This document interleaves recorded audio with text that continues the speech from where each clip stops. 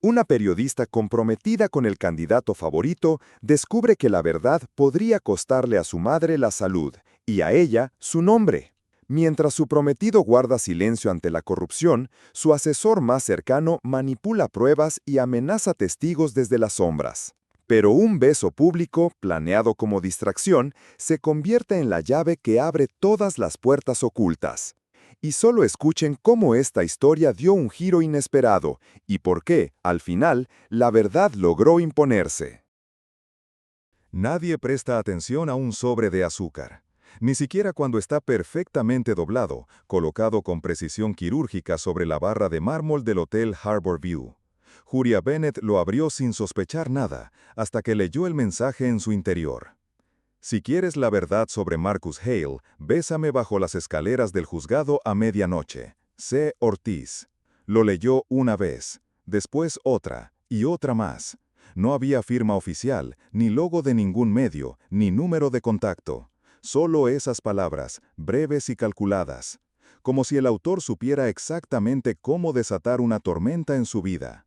Julia no era ingenua. Llevaba una década cubriendo escándalos municipales, estafas a pequeña escala, redes de corrupción disfrazadas de eficiencia administrativa. Pero esta vez era distinto, porque Marcus Hale no era solo otro político, era su prometido. Favorito en las encuestas para convertirse en fiscal del condado, Marcus era carismático, disciplinado, implacable con el crimen, al menos de cara al público. Y Julia lo amaba. O al menos eso había creído hasta que pequeñas grietas comenzaron a surgir. Contratos inflados sin justificación clara, donaciones anónimas vinculadas a empresas que apenas existían, y una fundación que repartía becas médicas justo donde su campaña necesitaba buena prensa. El nombre C. Ortiz no le era completamente ajeno. Caleb Ortiz, conserje en el edificio de obras públicas, hermano de una enfermera que, según un testimonio archivado meses atrás, había sido presionada para retractarse después de denunciar desapariciones de equipo hospitalario. El mismo Caleb que, según rumores no confirmados, había intentado alertar a la prensa y fue ignorado por falta de pruebas, o por miedo. Julia se lo mostró a su editor, Noah Reed, esa misma tarde. Él lo leyó con la ceja arqueada y una mueca tensa. «Esto huele a trampa», dijo. «Si corres detrás de sombras, perderás tu credibilidad. Y tu anillo». Él tenía razón, todo aquello tenía un aire a juego sucio. Pero también sabía que Julia no era una reportera que aceptaba verdades empaquetadas. Lo que la movía no era el escándalo fácil ni el titular viral. Era la necesidad casi obsesiva de entender por qué las cosas no funcionaban como deberían. ¿Por qué, en una ciudad que se vendía como modelo de transparencia, había tanto silencio cómplice? Y Marcus era su punto ciego. Lo amaba por su ambición, por la disciplina con la que enfrentaba cada obstáculo. Sabía que de niño había crecido en barrios donde la ley era un concepto abstracto, y que su necesidad de control venía de ese caos. Pero había empezado a notar algo más, una especie de pragmatismo sin frenos. Como si en su lucha por imponer orden hubiese aprendido a justificar lo injustificable. La noche cayó rápido ese día. El aire en la ciudad estaba quieto, denso, como antes de una tormenta. A las 23:59, Julia bajó los escalones traseros del antiguo juzgado. El granito estaba húmedo por el rocío. Las farolas del callejón apenas alumbraban, pero fue suficiente para distinguir la silueta de un hombre con gorra, apoyado contra la barandilla de hierro oxidado. Caleb Ortiz. No dijo su nombre, no preguntó el de ella, solo murmuró con la voz baja, casi inaudible. Hay cámaras en todas partes, micrófonos también. Cada movimiento tuyo está siendo registrado por alguien. El beso es la cortina. Mientras todos miran tu escándalo, la verdad cambia de manos. Julia no respondió. Su mente giraba a velocidad vertiginosa.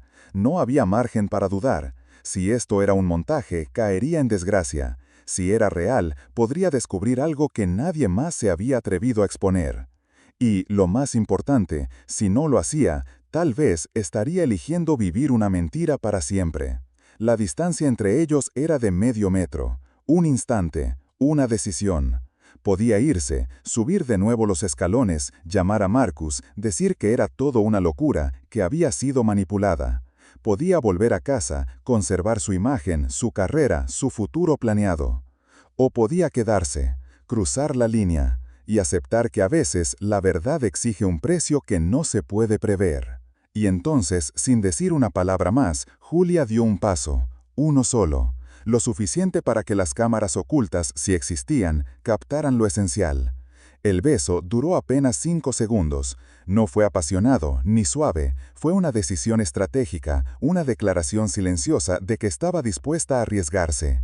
A cambio, Caleb deslizó algo en el bolsillo interno de su abrigo, un pequeño pendrive plateado, apenas perceptible. Julia se apartó, no miró atrás, no habló, solo subió los escalones y desapareció en la oscuridad, sabiendo que desde ese momento nada volvería a ser igual.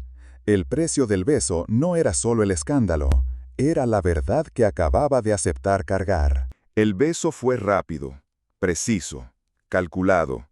No hubo ternura ni deseo, solo la tensión de dos personas conscientes de que, en ese instante, sus vidas estaban cruzando una línea sin retorno. Julia sintió la textura áspera del abrigo de Caleb y, casi al mismo tiempo, el leve roce de algo que se deslizaba dentro de su bolsillo interior, un objeto pequeño, metálico, frío. Un pendrive. Antes de que pudiera siquiera respirar, un destello iluminó el callejón desde la azotea del edificio contiguo. Flash. Otro más, desde la esquina. Flash, flash, flash. Luces como disparos. Julia giró el rostro por reflejo. No vio rostros, solo sombras que se desvanecían detrás de lentes largos y cámaras con zoom. A las 01:15, su teléfono vibró 5 veces seguidas. Primero un mensaje de Noah. ¿Qué diablos hiciste, Julia? Después, las notificaciones, redes sociales colapsadas, etiquetas virales, artículos emergentes como hongos después de la lluvia. La periodista comprometida con el candidato besa a un desconocido en plena madrugada. Doble vida, trampa política, infidelidad o investigación encubierta. Lo que fuera que Julia hubiese planeado con frialdad la noche anterior ya no le pertenecía.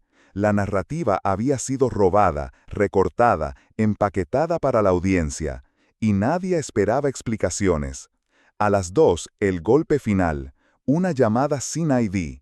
No contestó. Un minuto después llegó un mensaje a su correo personal desde una cuenta imposible de rastrear. Si publicas algo, tu madre perderá la beca médica de la Fundación Hale. Julia se quedó inmóvil frente a la pantalla. No gritó. No lloró, no pensó. Su madre, Linda, la mujer que había dedicado su vida a cuidar a otros, ahora caminaba solo con ayuda, producto de una enfermedad degenerativa que requería fisioterapia constante, terapia que no podían pagar por cuenta propia, terapia que la Fundación Hale había comenzado a cubrir hacía 6 meses, como parte de un programa comunitario, o eso creían. Ahora entendía. La ayuda nunca fue neutral, la generosidad tenía condiciones invisibles, y acababan de cobrárselas. Julia no volvió a dormir esa noche. Sentada en la cocina, frente a una taza de café que se enfriaba a la misma velocidad que su estómago se llenaba de piedra, abrió el pendrive. La carpeta principal llevaba por nombre Proof Ortiz. Dentro 3 subcarpetas. Facturas. Documentos emitidos por empresas contratistas con sellos idénticos, horas duplicadas, materiales nunca entregados. En papel parecía legal, pero los montos no coincidían con los archivos del Departamento de Finanzas. Rutas, hojas de Excel detallando movimientos de camiones de recolección en barrios donde no se había visto un solo vehículo municipal en semanas. Rutas fantasmas, combustible pagado, horas extras cobradas, servicio jamás prestado. Audio, un archivo de voz titulado instrucción.wav. Julia lo escuchó con los auriculares puestos, manos temblorosas.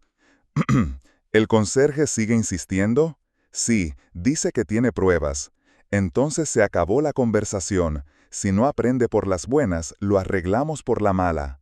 Silencio. La voz no se identificaba, no decía nombres, pero sonaba muy parecida a la de Marcus Hale, no idéntica, pero sí lo suficiente como para que el eco dentro del pecho de Julia se convirtiera en algo que dolía. Era su voz, o una imitación perfecta, pero lo que más dolía no era si era real, sino que ella no estaba segura. El reloj marcaba las 3:12. Julia se levantó, cruzó el apartamento como si fuera una desconocida en su propia casa, cerró todas las persianas, apagó el router, retiró la batería de su teléfono. Actos automáticos, instintivos, no porque creyera que la estaban espiando, sino porque sabía que ya lo estaban haciendo. El silencio en el ambiente se volvió opresivo, solo el zumbido de la nevera llenaba el espacio como una sirena lejana.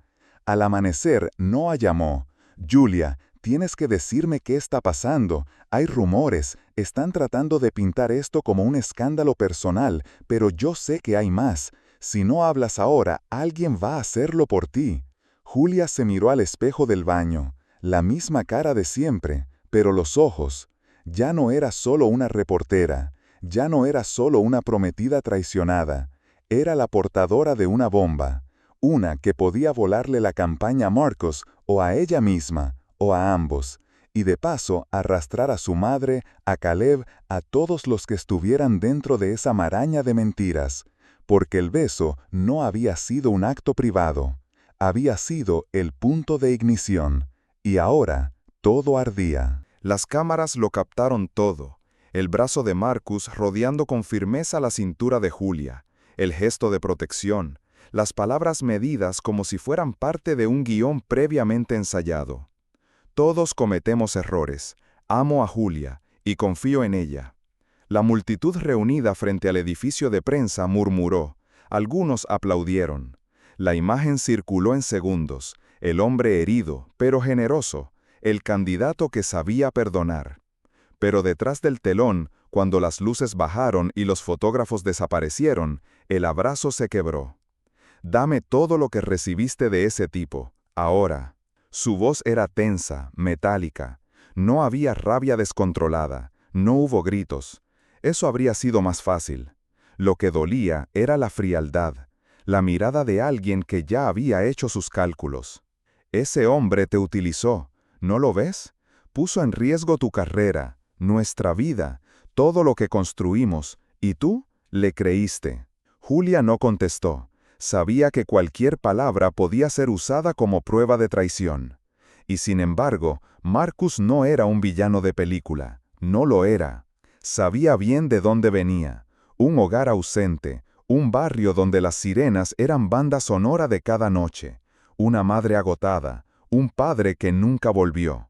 Marcus no buscaba el poder por ambición vacía, lo buscaba para no volver a ser el niño que nadie escuchaba, para no sentirse nunca más vulnerable. Pero esa misma herida lo había hecho justificar demasiadas cosas. Callar para proteger lo ganado, ceder para mantenerse en pie, controlar aunque eso significara cruzar líneas. Julia se quedó sola en el departamento esa noche, rodeada de pantallas negras y relojes encendidos. La culpa no tenía una sola forma, tenía dos rostros. Uno público, el escándalo viral que la reducía a un chisme. Otro, privado, el péndulo constante entre su deber como periodista y el amor por su madre. A las 22:17 llamó a la clínica donde Linda, su madre, asistía 3 veces por semana a rehabilitación. Si la beca se cancela, ¿cuánto tiempo podemos mantener el tratamiento de forma particular? La recepcionista dudó un momento, luego respondió. No más de 2 semanas, señora Bennett. Después de eso, deberíamos pausar el programa hasta nuevo aviso. Julia colgó sin responder. Se sentó en el sofá, con el pendrive cerrado en la palma, como si quemara. ¿Y si lo borraba todo? ¿Y si devolvía el anillo, dejaba la ciudad, apagaba el ruido? ¿No era esa una forma de salvar lo que quedaba? Llamó a Noah. No puedo arrastrar al periódico conmigo. Si esto explota mal, no solo caigo yo.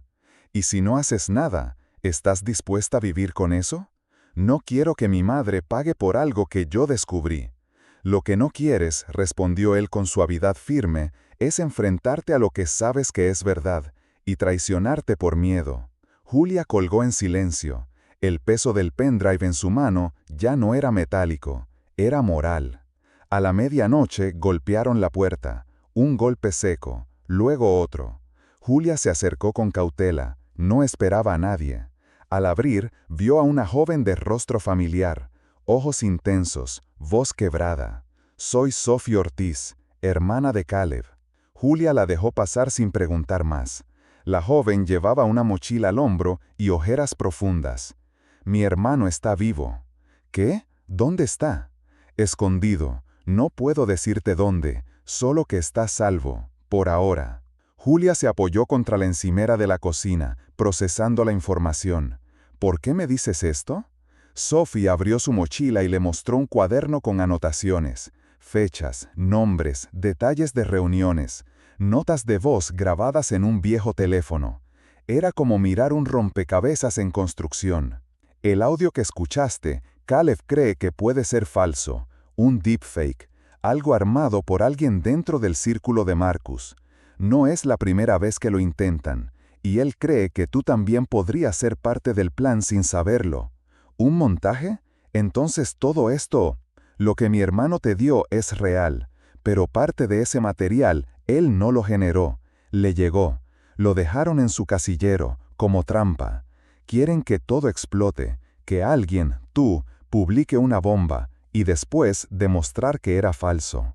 Julia sintió que el aire se volvía más denso, una trampa dentro de otra, una red invisible que no podía ver con claridad.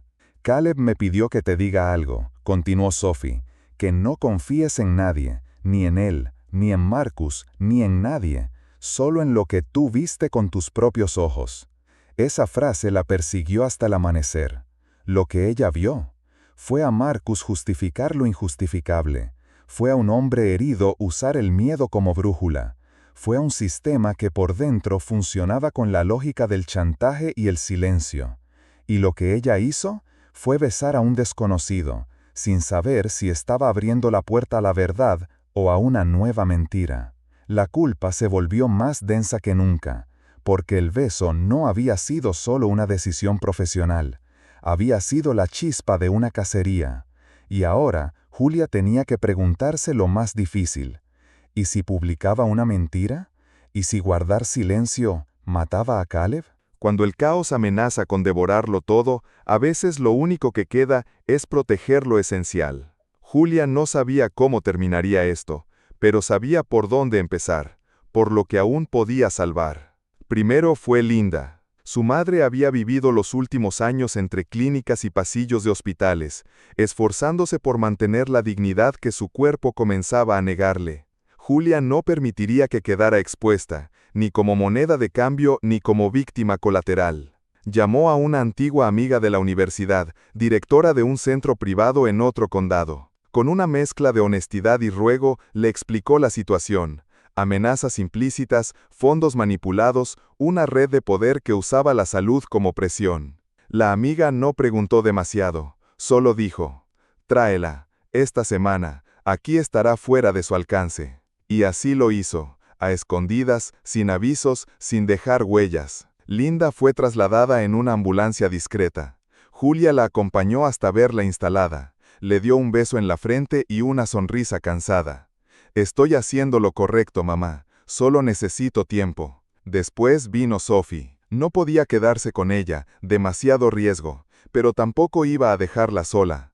La escondió en el apartamento de Celine, una colega del periódico que había trabajado años en investigación encubierta. «Esta chica no debe existir por unos días, ni en redes ni en cámaras». Celine asintió. Sabía leer entre líneas. «No preguntaré nada, pero si la tocan, los entierro con una sola columna». Finalmente, tocaba el paso más difícil, confiar en alguien. Contactó a Aaron Brooks, detective veterano del departamento de policía. Un hombre discreto, honesto, sin cuentas pendientes con el partido ni con Marcus. Julia lo conocía de otra investigación, la única fuente que le había dicho la verdad cuando todos los demás se escondían. Se reunieron en su coche, en el estacionamiento vacío de un supermercado, bajo la luz amarillenta de un farol que parpadeaba. Aaron escuchó sin interrumpir, mientras Julia exponía lo que sabía: el pendrive, el audio, la posible manipulación, la red de contratos, las amenazas. «No quiero tu palabra, Quiero pruebas que resistan la tormenta. Necesito una pericia externa, de otra ciudad, de otra cadena de custodia. Aaron la miró con cansancio, pero también con respeto. Lo que pides podría costarme el ascenso, o algo peor. Lo sé, pero si no lo haces tú, nadie lo hará. Pasaron 3 días de silencio, tensión y espera. Julia los vivió como si fueran 3 años. No dormía, no comía, solo revisaba una y otra vez los documentos buscando inconsistencias, huecos, algo que le permitiera adelantarse al golpe que, sabía, aún estaba por venir. Finalmente, el informe llegó, y trajo 2 verdades. La primera, el audio era falso, un montaje creado con software de edición avanzada, tomando fragmentos públicos de entrevistas y discursos de Marcus. No era su voz, o al menos no completamente. La segunda, los documentos sí eran auténticos. Contratos firmados, correos enviados desde cuentas oficiales, rutas de pagos, empresas fantasmas conectadas con un solo nombre. Mason Cole, jefe de estrategia, asesor en gestión de crisis, mano derecha silenciosa de Marcus, un experto en limpiar errores creando otros peores. Aaron le dio el informe en una carpeta sellada, la miró con gravedad. Marcus no firmó directamente, pero todo esto ocurrió bajo su nariz, y se benefició de ello. Julia no respondió de inmediato. Leía las hojas una por una, reconociendo nombres, direcciones, montos, fechas. Todo encajaba, todo era real. Se sentó en silencio en el asiento del coche. Afuera llovía apenas, con gotas finas que resbalaban por el parabrisas como una metáfora demasiado literal. Y ahí, en ese silencio, sintió compasión. No por el Marcus de ahora, calculador, frío, rodeado de muros estratégicos, sino por el niño que él había sido. Ese niño que había crecido entre promesas rotas. Ese joven que creía que el orden lo justificaba todo. Esa parte de él que pensaba que mirar a otro lado era mejor que ver cómo todo se derrumbaba. Pero también sintió algo más profundo, rabia. Porque ese mismo niño, ahora convertido en adulto con poder, había aprendido a justificar la ceguera, a elegir el silencio, a sostener el edificio incluso cuando sabía que estaba podrido por dentro. Y entonces sonó el teléfono. Número oculto. Julia contestó. Del otro lado, la voz pausada, elegante, inconfundible de Mason Cole. No creas que esto es personal, Julia. Tú hiciste lo que creíste correcto, nosotros también. ¿Qué quieres? Firmemos la paz. Tú entrenas todo lo que recibiste, nada se publica, nadie más sale herido.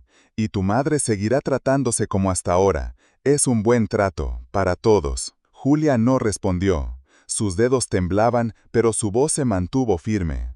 Mi madre no está a la venta, y yo tampoco. Colgó. Dejó el teléfono sobre la mesa.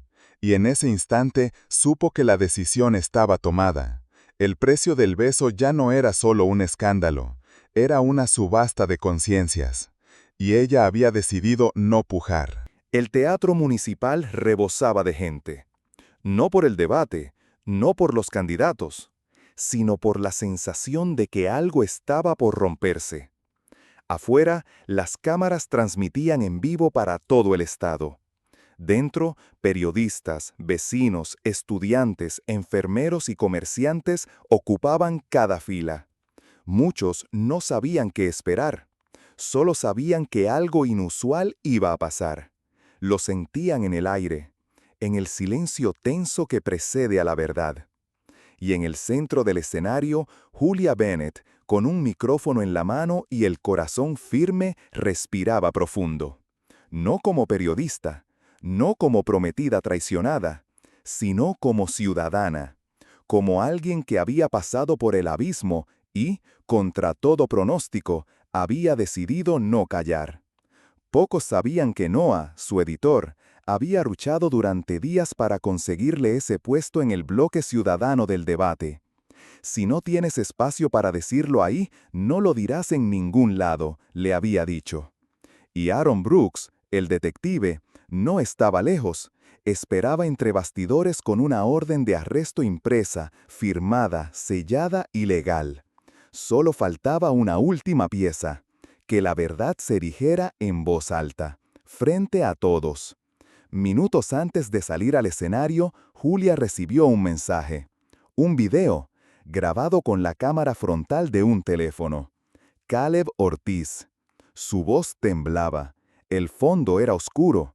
Se notaban los días de encierro, el cansancio acumulado. Si ves esto, es porque ya decidiste hablar.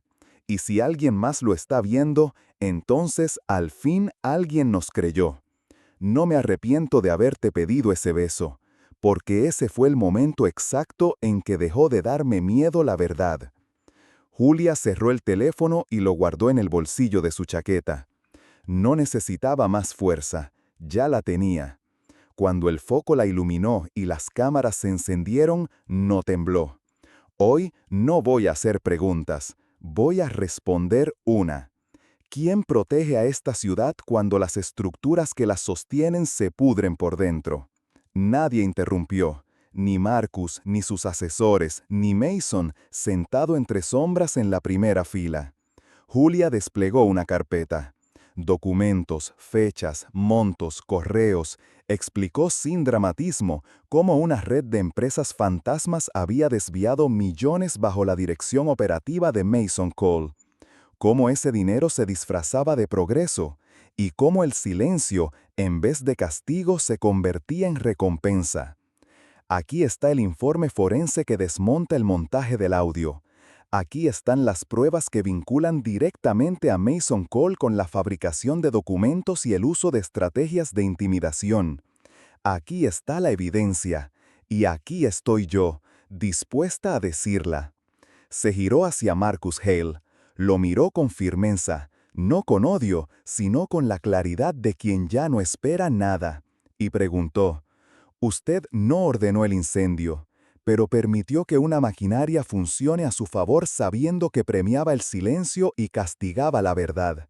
¿Eso también es reordenar el caos?». Un silencio largo. Luego, Marcus respiró hondo, sin muletillas, sin eslogans, sin asesores al oído. Quise arreglar una ciudad rota, y me volví ciego. No hay cargo que valga si nace del miedo y la amenaza.